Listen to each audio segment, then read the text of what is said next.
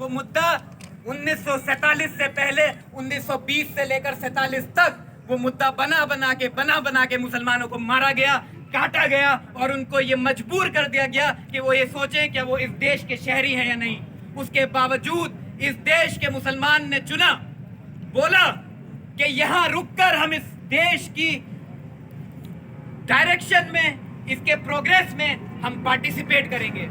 ये सवाल था शर्जील इमाम का, जिसकी जिम्मेदार कांग्रेस पार्टी के जवाहरलाल नेहरू भी हैं, जिसके जिम्मेदार सावरकर भी हैं। लेकिन ऑफ कोर्स ये गलतफहमी हम नहीं कर सकते कि दोनों इक्विवेलेंट हैं। दोनों का इक्विवेलेंट होना हमारी तरफ से डिसऑनेस्टी होगी, लेकिन अगर हम एक को छुपाने के लिए दूसरे की जिम्मेदारी पे उंगली नहीं उठाएंगे तो वो भी गलत होगा।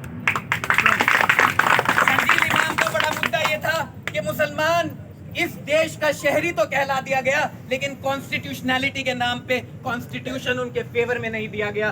341 लगा दी गई। दलित समाज को और मुस्लिम समाज को हमेशा के लिए एक दूसरे से दूर रख दिया गया, क्योंकि हिंदू की डेफिनेशन उन्होंने अपने फेवर में बना दी। ये मुद्दा जिसमें बड़े बड़े हिस्टोरियंस लिखते हैं कि एक बड़ा मुद्दा हो सकता था जिससे दलित मुस्लिम यूनिटी पूरी की पूरी आरएसएस कॉम्प्लेक्स को गिरा सकती थी, पूरी की पूरी जो फेक सेकुलर लिबरल मैट्रिक्स है उसको गिरा सकती थी। वो मुद्दा कॉन्स्टिट्यूशनली वायबल बना दिया गया ताकि मुसलमान अपने हक के लिए 70 साल तक आवाज न उठा सके। सवाल यह उठता है कि सेक्युलर पार्टीज क्या आपको, मुसलमान को इमेंसिपेशन दे सकती हैं? क्या वो एनलाइटनमेंट प्रोजेक्ट जिनकी इन्होंने बात करी, कांशियन डियोंटोलॉजिकल प्रोजेक्ट की, क्या वो मुसलमान को दे सकती हैं? बेशक दे सकती हैं, लेकिन सिर्फ ओवरलैपिंग ज्योमेट्री में। मुसलमान के कुछ ऐसे बात है, हुकूक हैं, जिसपे अगर कोई मौलाना जमीयत उलेमा हिंद का बिहार से अगर कांग्रेस की पार्टी से लोकसभा का एमपी है तो उसको बोल दिया जाता है कि ट्रिपल तलाक पे आप अपनी बात नहीं रख सकते।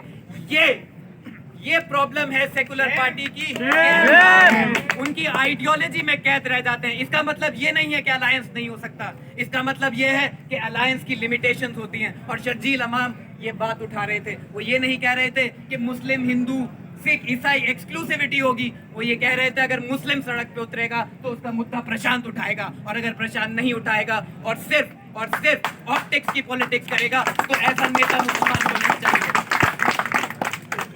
शर्जील इमाम हिंदुस्तान के पब्लिक स्फीयर की वो डिसऑनेस्ट पॉलिटिक्स जो गांधी को भी मुजरिम करार देती है, जवाहरलाल को भी मुजरिम करार देती है, मुस्लिम पार्टियों, मुस्लिम जमातों को भी मुजरिम करार देती है, उस सवाल से डर गया।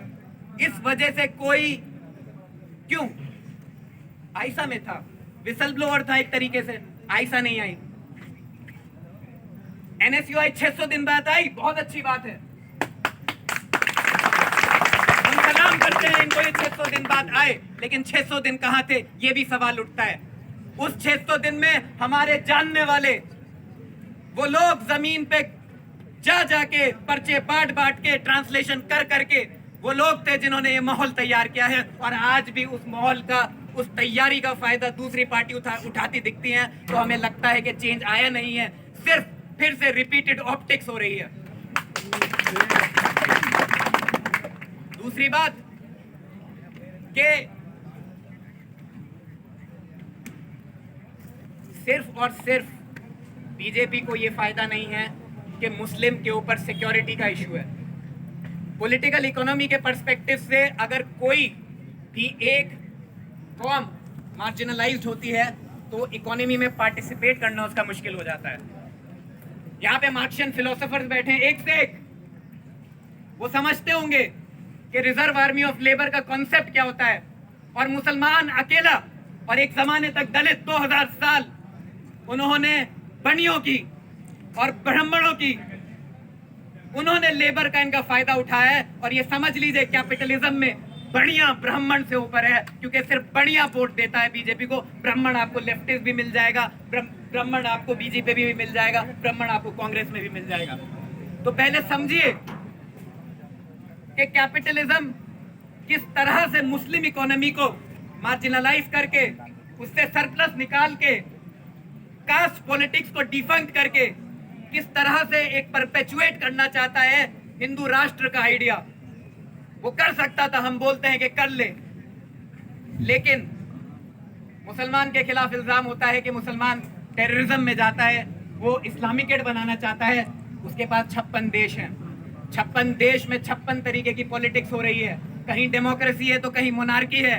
हिंदुस्तान में सिर्फ हिंदू का पूरी दुनिया में एक ही देश है, और वहीं पे उन्होंने कंबाइंड जब पॉलिटिक्स करी तो वो सिर्फ वायलेंस और हेट्रेड की करी। तो ये सनातन के बारे में क्या डायरेक्शन देता है? ये सवाल उन हिंदुओं से है कि जो बोलते हैं कि सर्व धर्म संभव फिलॉसफी पॉसिबल है हिंदुस्तान में, तो आप साबित करके दिखाइए क्यों आपका पॉलिटिकल कन्वर्जेंस सिर्फ एक स्टाइल ऑफ फैशिस्ट पॉलिटिक्स में होता है, और क्यों मुसलमानों की तरह आपको आजाद, मौदूदी और जिन्ना नहीं दिखते, क्यों आपको सिर्फ भागवत और सावरकर दिखते हैं। तो मैं ज्यादा नहीं बोलूंगा क्योंकि फारूक भाई ने जब कम बोला है, वो तो सीनियर हैं और उनके आगे और उनसे ज्यादा हम नहीं बोल सकते हैं। सिंपल मुद्दा ये है कि मुस्लिम की पॉलिटिक्स ओवरलैप भी करती है और ट्रांसेंड भी करती है। जहां वो ट्रांसेंड करती है वहां पे आप हमें हमारा हक, हमारी आवाज बुलंद करने दीजिए, और इंशाल्लाह जहां पे आप लोगों को जरूरत पड़ेगी समर्थन की, हम देंगे इंशाल्लाह।